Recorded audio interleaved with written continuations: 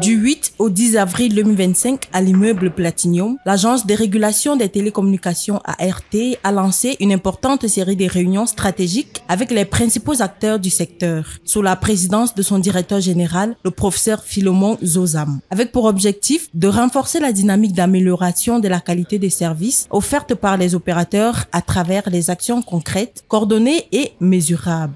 Je souhaite dire qu'il y a beaucoup d'attentes de la part non seulement des pouvoirs publics, mais surtout des consommateurs. Et les efforts qui sont réalisés, ou bien que vous réalisez sur le terrain, devraient être également très bien répercutés au niveau de l'opinion. Les obstacles que vous rencontrez pour l'amélioration de la qualité de service, il faudrait également les évoquer parce qu'il s'agit d'un écosystème.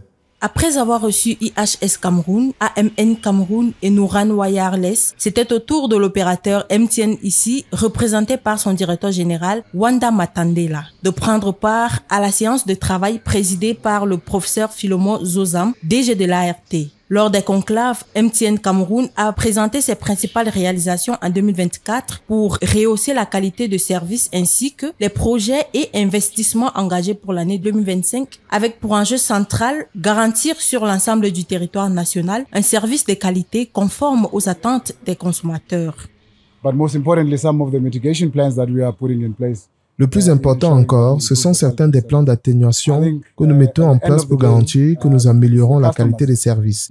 Je pense qu'en fin de compte, ce sont les clients qui devraient être ceux qui font l'expérience de notre réseau et qui peuvent voir l'impact des investissements que nous mettons en place sur le terrain. Je pense donc que notre engagement envers le régulateur et l'industrie, mais surtout envers tous nos clients et tous les Camerounais en général, est de continuer à investir dans ce pays et veiller à leur offrir la meilleure expérience possible sur notre réseau. Jeudi 10 avril 2025, les échanges entre le régulateur et les opérateurs du secteur ont continué avec la délégation d'Orange Cameroun, conduite par son directeur général Patrick Benon. Lors de sa présentation, Orange Cameroun a mis en avant les investissements réalisés au cours de l'année écoulée, son plan de renforcement des moyens techniques dans les zones à forte densité, ainsi que ses prévisions de déploiement sur de nouveaux sites, notamment les grands axes routiers et les agglomérations. Ce plan se décompose en plusieurs parties. On a une partie d'extension de la couverture, notamment dans les zones rurales. On a également présenté un plan de densification du réseau dans les zones urbaines, donc qui va permettre d'améliorer encore plus les débits de connexion Internet, la qualité de la voix. On a présenté également notre plan de résilience du réseau. Donc, on va travailler sur ce qu'on appelle les éléments cœur de réseau pour qu'ils soient plus résilients, qu'ils soient plus sécurisés. Nous avons parlé également du développement de l'IT, des plateformes qui vont permettre de soutenir la digitalisation, la transformation digitale du pays, mais aussi soutenir l'économie numérique. Les échanges avec les opérateurs du secteur ont également permis de soulever plusieurs contraintes majeures, mais surtout de réaffirmer la détermination de l'Agence de régulation des télécommunications à accompagner toutes les actions utiles à l'amélioration de la situation. Ces difficultés, ces défis sont de quatre niveaux. Le défi lié à l'énergie, le défi lié à la fibre optique, le défi lié aux interférences, les défis liés aux accès lorsqu'ils veulent mettre en œuvre un nouveau site. Donc, des échanges ont eu lieu et des perspectives ou des stratégies de solutions ont été discutées ensemble. Donc, il est question sur la question de l'énergie d'impliquer les administrations en charge de l'énergie, notamment les miniers, notamment l'ARCEL, et dans des négociations dans le futur.